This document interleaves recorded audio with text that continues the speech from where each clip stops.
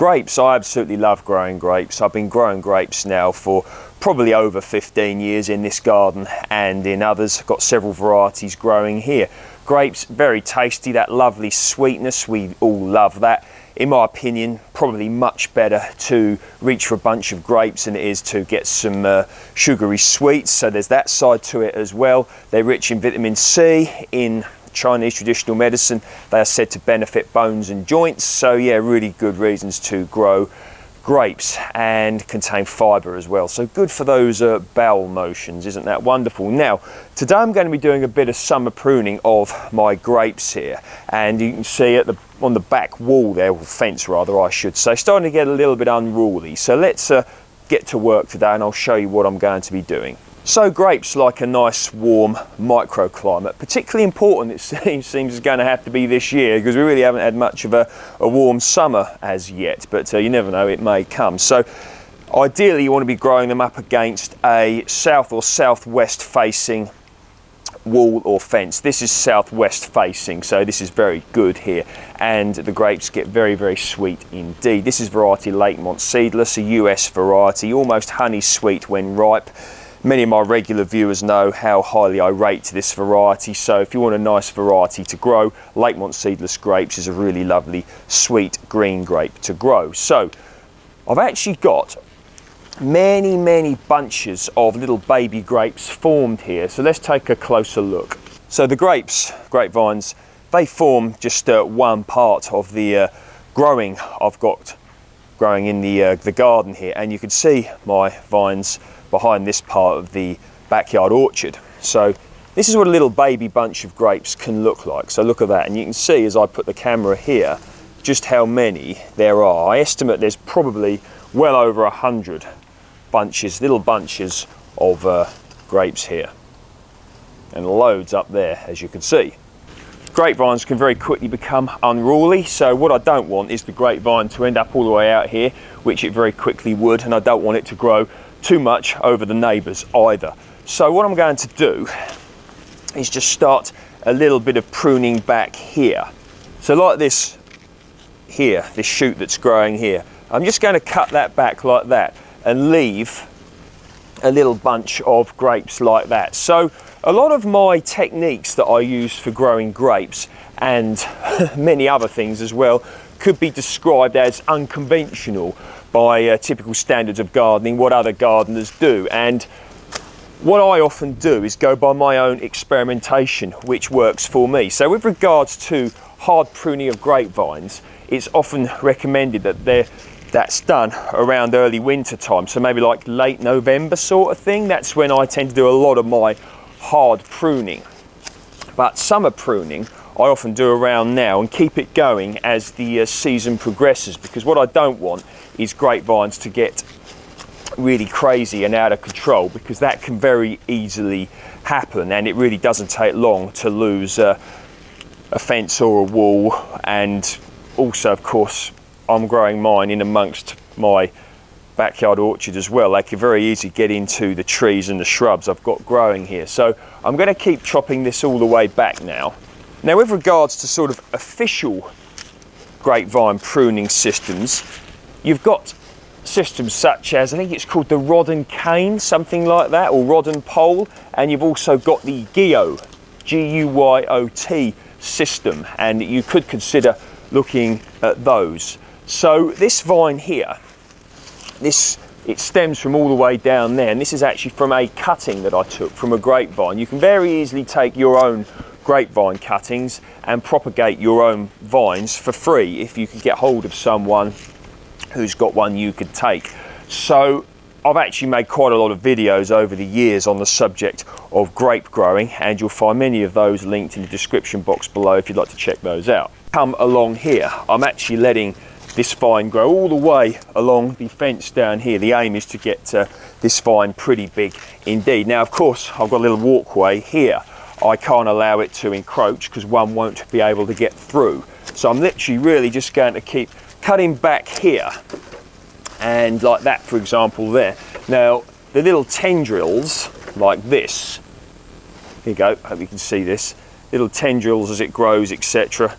And just like these here, these are what latch onto things, and they can very easily latch, and what you can end up with is grapevines growing all in amongst one another, all getting all tangled, etc. So some of the official methods would consider not letting that happen. I'm not too fussed, because what I do here is, as for example later in the season when the bunches of grapes mature, I start to remove leaves, etc., to allow more sun to hit the grapes, make them sweeter, maybe even ripen them quicker. And by doing that, by leaving some foliage on and then removing some from different parts of the vine, you can actually allow your grapes to ripen over a successive period of time, so you don't get them all at once. That's just another little technique you can use. So for example here, look, this one here is growing all the way out into the gangway, which I really don't want. So we're just going to snip that off and going to keep working as this vine grows. Now, only in June this vine will grow, probably maybe even into around November, depending on the weather. So this really will be a constant process. Now, you really need to make sure you keep on top of your grapevines, because it does not take long for them to go out of control. Prune this back enough that I can get by.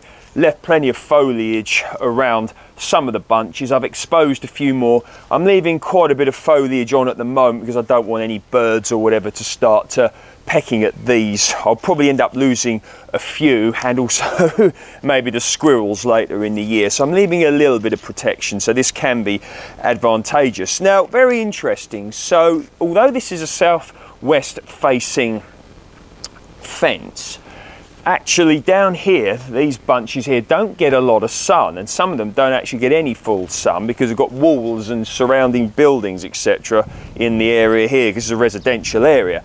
Now, interestingly enough, this was actually quite a good thing to do, because what happened last year was I was getting great bunches here ripening a lot later than the ones down there, and maybe even like 2-3 weeks later. So I was able to stagger the ripening time, and that was a very nice thing to do. And funnily enough, many of them weren't much less sweet than many of the ones down there. So this variety, Lakemont Seedless, could very much be worth trying if you just don't have a south or a southwest facing wall or fence, and you still want to have a go at growing some grapes. So very interesting there. Now, this is something that can be quite interesting to do. So I've got a plum tree here. This is a variety called Jubilee, and I'm yet to get a rather large crop off of this, but I'm sure I will one day. Now, actually, as part of my little permaculture project here, I've allowed my grapevine to grow up into it. But what happens is, of course, it latches on. I just pulled that bit off. But with the tendrils, they latch on to the tree as they grow. Now, you could very easily lose an entire tree, if you will, as it gets engulfed by grapevines. But this can be a very good thing to do. So you could let it grow up, and you'll actually end up with, I'm just trying to find you an example. Here we go. Just hope you can see this. Like this one here has grown right in to the grapevine. And what happens is, yeah, it's gone right up there and over the neighbours as well. So really I need to get the other side and do a little bit of pruning there. But I'm currently wearing Crocs, so they're not really the best footwear for climbing up a tree. So I'm just going to change my footwear and we'll get up into the tree and see what we can do. So I'm going to go up the ladder here into the tree. Now, you must be careful when doing this sort of thing, because you can very easily injure yourself, and nobody wants that. So I'm having a look round. So for example here, I could see that I've got loads of bunches of grapes here, and what I'm trying to do is to just not let it get too unruly. So maybe if you see a bit too much foliage growing into the tree, maybe just remove a little bit of it. Keep an eye on them tendrils, because they really will latch on and they'll just grow from there. But you know, if you fancy growing your own little grape tree, if you will, you know, it's really nice, especially later in the year when you see big bunches of grapes hanging up in a tree. Just another little quirk really you can add to your garden. So here once again we're carrying on very much with the sort of rustic feel of growing grapes here. So Lakemont Seedless from the cutting vine there, it's grown all the way along here. So this is the Jubilee plum I mentioned earlier, and I've got apples here as well. So let's have a lovely closer look at this. So here we are now, the vine here, and you can see hopefully all these lovely little bunches of grapes here. There's probably, oh goodness gracious me, look at that, Taberry's ripened. I've got so much packed into this garden. Look at that lovely little Taberry there. That's grand. I better start to keep an eye on that. So yeah, lovely grapes here. Now this is kind of sharing this part of the garden here with a variety of things. I've got the bird feeding station here, which is nice. The birds love that.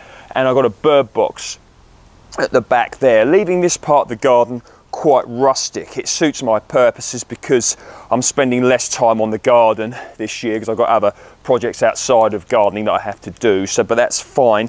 And actually, it's almost like wildflowers here in many ways, and it'll be a nice little haven for birds and insects, etc. So I'm quite happy with that. So I've got the apple tree here. Now this is variety Worcester pearmain, which is actually a very traditional variety of apple to be grown here in the UK. Used to be very important commercially, not so important now, but it ripens very early and it's a nice sweet apple as well. So once again, I am allowing this to grow into this tree a little bit and all along here, into here. I'll do some hard pruning of that, like I stated earlier, around late November time. But all in all, a lovely little bunch here. So what I could do, for example, this one here that's growing, that's got a bunch of grapes there, I could chop that off, you know, just to keep it a little bit on the sort of tamer side. There we go. So these little bunches here are lovely. For the time being, I'm going to be leaving these leaves on here just to offer a little bit of protection because we're quite a long way from a grape ripening time. This variety here, Lakemont Seedless, it tends to ripen around September into October time. Depends on the weather, for example, of course, the year in question, but that's roughly around the time. But yeah, so this is the general idea here, and I think you've got a good grasp of what I'm doing. So I've got two vines growing here, both Lakemont Seedless, but this one here is, as I stated earlier, comes from the ground up there. I grew that from a grapevine cutting that I took myself, and this one here I have got same variety again, but I actually purchased this one here from I think it was Blackmore Nursery. So good places you can buy grapevines from. Blackmore Nursery. Pomona Fruits is another good one. Victoriana Nursery is another good one. Your local garden centre, have a look. Now, one thing that you might want to do is look at what vines can thrive in the area in which you live. So this is USDA Zone 8B. Now, the coldest I can sort of remember it getting around here, it's about -10 degrees C. That's few and far between, but it can happen. -10 degrees C, that is about 14 degrees Fahrenheit, -6 degrees C. That happened, I think it was either last winter or the winter before, but yes, that can happen. But make sure you look at what other people are growing in your area. If you're in an area much colder than the UK, or this part of the UK, for example, try and find a variety that'll thrive in your area. It's very important that you grow what thrives, really, if you want to make sure you get a more guaranteed crop, if there ever is such a thing. So here we are, another part of the garden. So I've got a variety of grape here called Muscat Blanc, which I very much recommend you grow. It's a nice black grape. It's got quite a nice old-fashioned winey sort of taste to it. Has seeds, so if you don't like seeds, not necessarily the right grape for you to grow, but yeah, very nice. So it's actually growing here, facing southeast, which is very intriguing. So very tasty grape and a good size, and the rain is coming. So let's get on with this video because I want to get it finished. So let's take a closer look. So it's a lovely accompanying, whatever, of my little seated area here. So it's really nice. Now you can see the little bunches of grape like that. And what I've actually done is I've used string to attach it to this arris rail fence. The vine actually originates all the way down there. And I took this from a cutting a few years ago from a vine of a previous residence before I lived here. So there we are. Now, just going to make sure I keep my eye out. So for example, this here can very easily get unruly, and the plan here is to allow that to grow all the way down there. So like this, for example, I'm going to remove that, keeping an eye out on the tendrils. Now, I don't want the vine to come too far out here because it'll then encroach on my little seated area. If anyone ever does sit down in their garden other than work in their garden, let me know. I spend more time working in mine, but that's just fine. So up here, for example, now, don't want it to grow over the neighbours, so like here, look, and again, look, them tendrils. So just going to chop like this, look, just to keep it like that. So I'm estimating there's probably about, looks like a good 30 or so bunches of grape on here. So let's have a look over here and I'll show you what's happening. So got my polytunnel here. We will be covering this in a subsequent video, what I've got growing in here this year. Now, again, I'm going to be pruning because I need to make sure I could still get into this part of my garden here where I do my composting. So once again, just pruning the tendrils here, pruning the shoots rather, leaving the bunches in situ. Just basically is keeping everything sort of tamed to allow it workable, so that the grapevine and myself can coexist together. So here we are now. This is actually a persimmon, Sharon fruit, etc. variety Rojo Brilliante that I've got growing in the garden here. So I'm hoping for a good crop on this one day. But once again, you see, the grapevine here will quite easily engulf this beautiful tree. So what I'm doing, I don't mind a little bit growing into it, but I'm just going to be doing a little bit of pruning here just to keep it a little bit under control.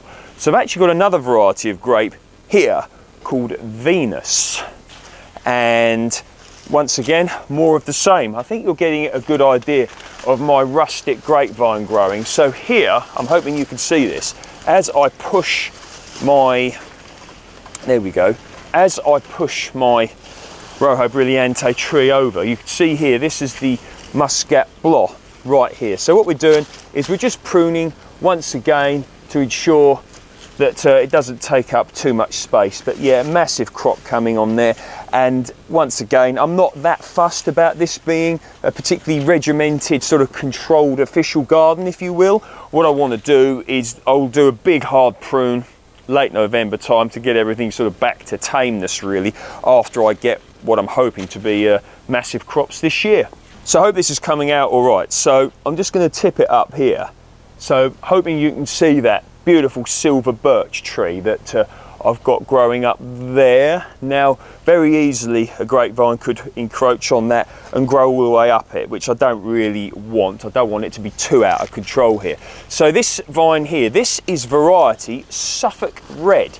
Now you might want to look into that variety. It's said to be quite hardy. It's a nice red grape. If I remember correctly, it's meant to have like a mild strawberry flavour to it, but you might want to look into that. You'll see all these vines, these grapes rather, later in the year when they all ripen, and we'll do a little bit of tasting on some of these grapes. That's something to look forward to. So once again, look, we're just pruning here. So some of you might say to me, what part of the plant do grapes grow on? What do the fruit grow on? So what actually happens, so for example here, this is a piece here of this growing season's growth. It's green, and if we look further into the vine, we can find some older wood. So let's have a look at that. So back to the Muscat Blanc, because I can actually demonstrate that point much easier here. So this here is older growth, probably a couple of seasons ago. Probably last year, actually, thinking about it. This grew all the way along here, I remember. And over the winter, it actually hardened into this lovely, hard sort of woody stem here. Woody leader, shall we call it. And what happens is, on the current season, the vine then puts out new shoots. So grapes actually grow off of canes, which we'll call this cane here, growing off the leader. So grapes grow on the canes which grow from the previous growing season's growth. So what you need to do, if you've got your nice young vine that you're not getting fruit on yet, you need to get a nice bit of growth on it that current season, and then the next season, the next year, you should get your fruit off of that. And one way to make your grapevines grow quicker is to have a nice warm summer, which seems to be not quite here yet this year anyway. But another way you can do it is your nice warm microclimate of your south facing, southwest facing, etc. wall or fence, southeast in this case to be honest, and that warmth should hopefully help the vine grow a little bit quicker. But yeah, you need to get plenty of growth on it, and then the next year you should get plenty of growth of grapes from canes on that previous growing season's growth. So many of you are aware of the project overall I've got growing here. So I've got my little container grown orchard, food forest, whatever you want to call it, permaculture here. So I've got apples, I've got plums, cherries, figs, got a tea plant there, and a pot grown walnut tree, which probably will never fruit, but lovely to have this area here. And the plan is eventually to allow the grapevine there, the muscat blot, to grow all the way behind all of this. So I'm growing in a relatively small growing space here, you know, in the grand scheme of things. Of course, the size of a growing space is all relative, you know, to someone living in an apartment flat or whatever, or someone with a very tiny little garden, then this is a big garden. But all depends on your perspective. But compared to some of the gardens, allotments, growing spaces out there, this is still classed as, or could be classed as, relatively small. So we've got another grapevine over here we're going to be having a look at. So this part of the garden here, you can see I've got a vegetable patch here, got all sorts of things growing in here. I've got some broad beans there, I've got beetroot, I've got some leaf beet chard spinach there, otherwise known as perpetual spinach. Perpetual spinach is actually not spinach, it's actually a member of the chard family, but it's often used as a spinach substitute. So it's not true spinach, remember, but it's said to be more hardy, etc., and maybe a bit less lower maintenance, one could say. But there we are, got sunflowers here, garlic, onions, potatoes, carrots, blueberries, you know, just a few things growing in this relatively small space. So here, grapevine variety Rhea, which is an absolutely beautiful Slovakian variety. Now, last year I got loads of bunches, but they all got a little fungal disease, and that can be a problem. Now, I actually saw these when I was working as a gardener. I saw this variety growing in someone's garden, and it was absolutely beautiful, lovely. Now, he wasn't growing them in such a rustic way as I have grown many of my varieties here. So I could say from personal experience, Muscat Blanc and Lakemont Seedless, they do seem to respond well in a way to the sort of rustic growing that you've seen before, that I've shown you on this video. But other varieties maybe not. Maybe they do require a little bit more of sort of foliage removal, maybe a little bit more of, you know, keeping plenty of air circulation in between the vines, in between the shoots, the stems, etc., so to not allow fungal disease to set in. So that's what I'm going to be doing here. I'm going to be keeping more of a closer eye on this variety. So here we are. Now I'm going to be removing this stem here because I don't want this to grow out into the garden here. So I'm going to take that one off, and I'm going to take that one off. So I'm looking at this vine here, and there's a good, I can probably see maybe 20 or so bunches, so that's really good. I gave this quite a hard prune actually last, it probably was around November time, because I really can't allow this to get too unruly here. So there we are. Look, now this one here, this is grown in amongst my, blueberries. I've got blueberries ready. We'll have a look at those in a minute. But yeah, so let's have a closer look here.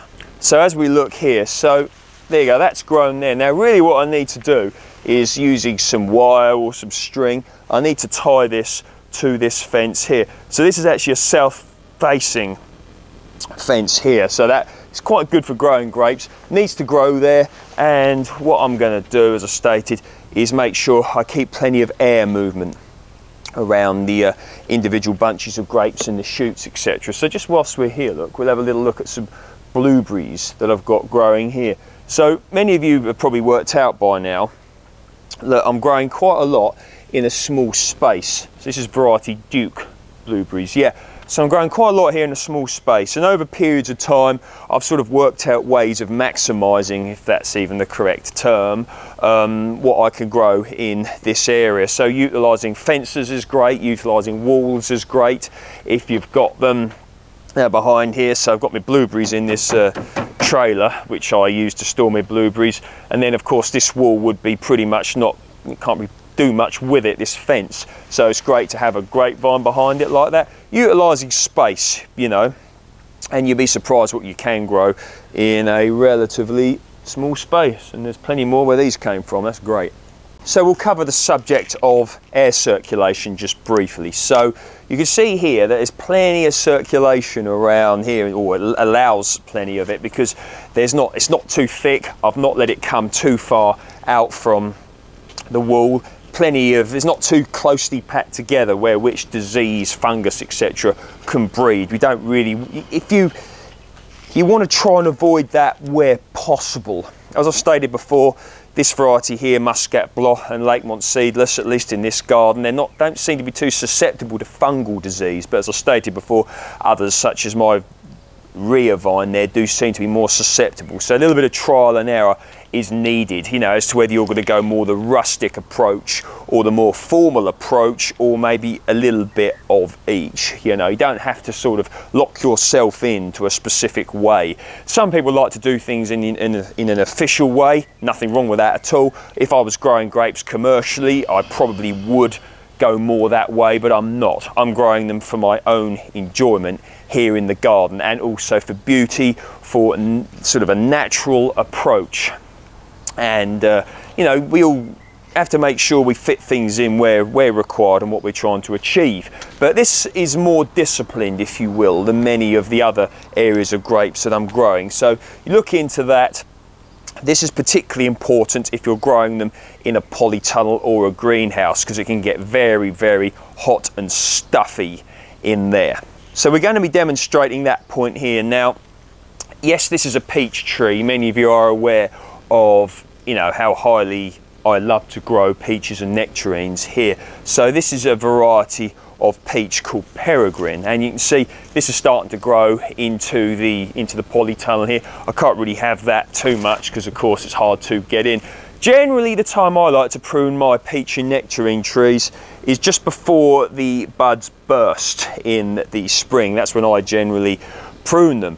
But fungal disease here is of course an issue as well, and what I often do is when the temperature gets very warm, maybe over about 25 degrees C, I will then make sure I open the door. I've also got vents on the side of the polytunnel here which I can also open. So if you're growing grapes in a polytunnel or a greenhouse, it's often recommended that you have the root growing outside and the vine growing in, so it can get the water as well. Now, a grapevine will grow incredibly quick in a polytunnel or greenhouse in my experience because of the extra warmth, and you will need to be vigilant with your pruning in there, because as I stated, that fungal disease and also the sheer speed that the growth will come, you can very easily lose the inside of your polytunnel or your greenhouse to it.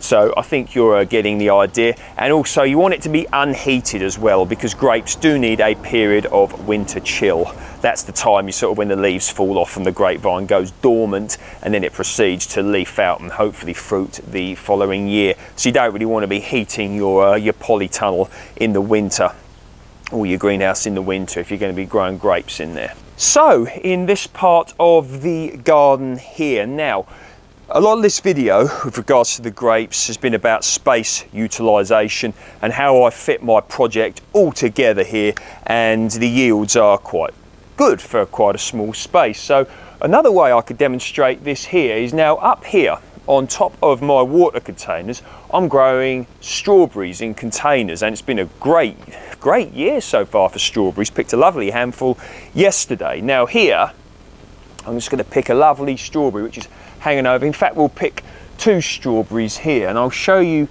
these here. Now, these are strawberries, and this is variety Malling Centenary, and it's a lovely variety of strawberry to grow Very important commercial variety. If you're getting strawberries from the supermarket at certain times of year, it's quite likely you're going to be buying this variety, Malling Centenary. And you can also buy the plants to grow at home yourself, which is really nice. So they're a modern variety.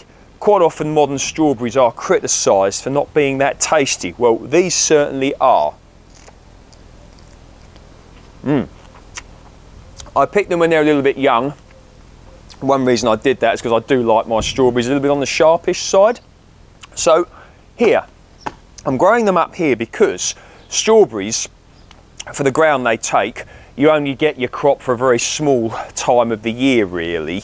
So what I do is I leave them up there, not going to be able to grow too much on top of water containers really in many ways, unless I'm regularly, you know, sowing seeds in containers on top. So I leave them up there. They can do their thing. I keep them watered, etc. Mulch them in winter, and I get a nice crop there. Now here I have got raspberries, and these are a lovely, beautiful yellow variety of raspberry, and this is called Golden Queen.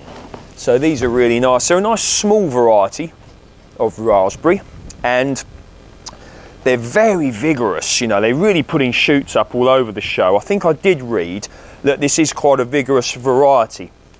Could be described to a degree as maybe a little bit on the invasive side. Not to me, I'm not bothered. I like it a little bit rustic, as you've probably worked out. But certainly very productive. Very small and very sweet raspberries, delicious. Cherry tree there, variety Stella. You've seen my peach tree, variety Dixie Red in there. I've got blueberries in there, potatoes down here. There we are. So, comments, questions you've got for me, put them in the description box below. I've barked out quite a lot towards you today, so hopefully you've learnt something from this video. And basically, that is just about it. Loads to come on this channel. There really is. So that's really nice. And if you enjoyed this video, please share it with anyone you think may find it interesting or useful. And of course, you can like it if you wish. Really nice. And I hope that you're doing really well with your own gardening project, because gardening can be such a beautiful thing, and you tailor make it, or you can tailor make it to you and your situation, which is beautiful because it's yours. See you soon, all the best, and as always, thanks for your time.